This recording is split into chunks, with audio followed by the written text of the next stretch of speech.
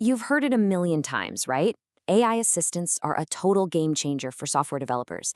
They promise to write code, squash bugs, and just make everything faster. But what if I told you that underneath all that amazing promise, there's a hidden flaw lurking? One that's actually teaching these AIs some really bad habits and in turn, making our software worse, not better. Let's dig in. It's a pretty scary thought, isn't it? You bring in this AI to be your coding copilot to help you out, but what if it's quietly sneaking in these tiny, invisible errors?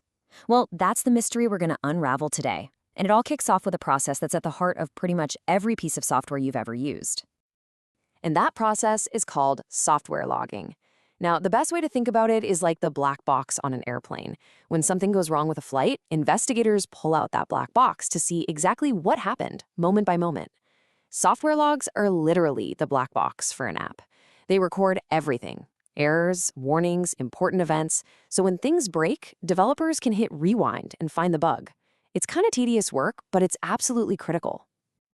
So, because it's so tedious, you can probably guess what happened next, right? It became the perfect job for an AI assistant. And this is where a whole new generation of tools comes into the picture, promising to completely revolutionize how we keep our software running smoothly. The idea here is, well, it's brilliant, really. Let the AI handle the boring but super important task of writing all these log statements. The developer gets to focus on building cool new features, while the AI makes sure that black box is always recording the right information. I mean, it should save a ton of time and make software way more reliable. What could go wrong? And just like that, a whole family of these assistants started popping up, with names like Lance, Unilog, and Fastlog. In the early studies, they looked incredible. They seemed to have totally mastered this complex job with no problem at all. But things weren't quite what they seem. This is where the story takes a turn. Researchers started noticing a crack in the foundation. The amazing performance these AI tools were showing off, it was hiding a huge flaw, not in the AI itself, but in how we were testing it. This quote from the research paper, this is the smoking gun. It basically says that the tests we were using were only looking at the surface of the code. They weren't checking what the code actually did when you hit run. So to put it simply, the AIs were learning how to ace a totally broken test. The data they were trained on, the answer key they were studying from, was just full of mistakes and bad practices. The AI wasn't learning to be a good programmer. It was learning to copy bad habits. And we're not talking about small mistakes here. The test data had all sorts of junk in it. Log messages that were just duplicated, some that were completely empty, others that used the wrong severity level, labeling a critical system crashing error as just a simple info message. The AI was basically learning from garbage. Okay, to really get why this is such a huge deal, we need a simple analogy. Just think about the difference between reading a recipe and actually tasting the food you make from it. The old way of testing these AIs was something called static evaluation. It's like a judge who only reads the recipe. They'd look at it and say, yeah, the ingredients look about right, the steps are kind of in the right order, looks good to me. But the new way, dynamic evaluation, is like actually cooking the food and tasting the final dish. It checks the result. And that's the whole problem, right?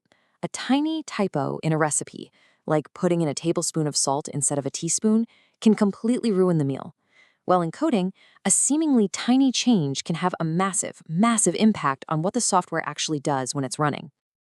Here's a perfect example. From a static point of view, just reading the code, placing a log statement one line off might look like a 99% correct answer.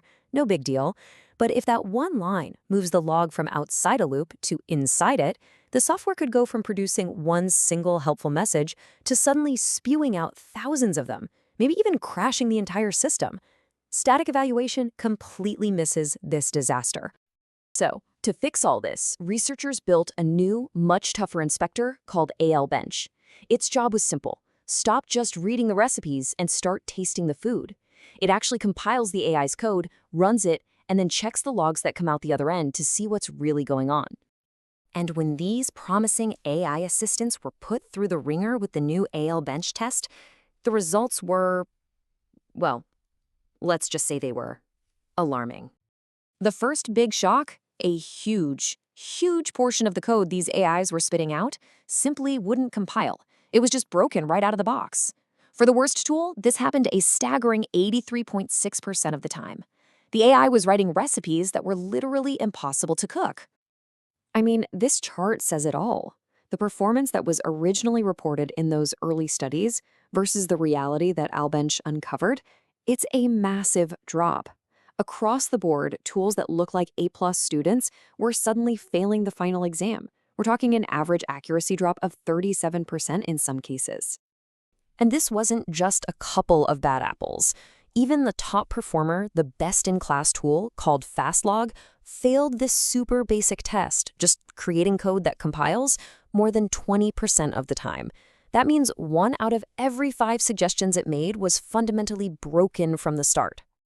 But this is the number that really tells the whole story.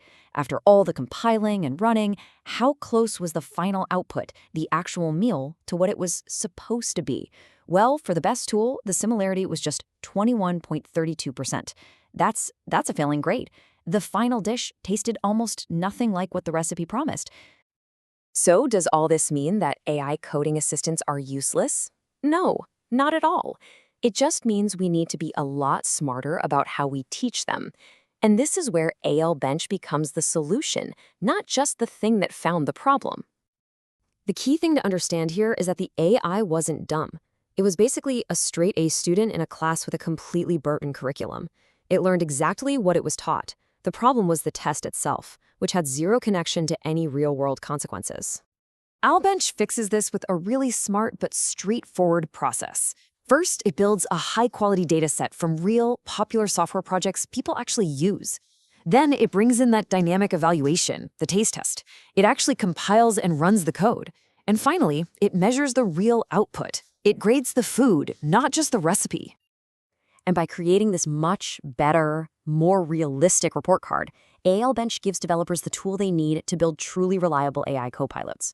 It sets a brand new, higher standard, making sure that future AI assistants are graded on what really matters, producing code that actually works in the real world. Which leaves us with one final, crucial question that goes way beyond just coding. As we rely more and more on AI to do all these complex tasks for us, we have to constantly be asking ourselves, if the AI is the student, who's writing its report card? And are we absolutely sure they're grading the right things?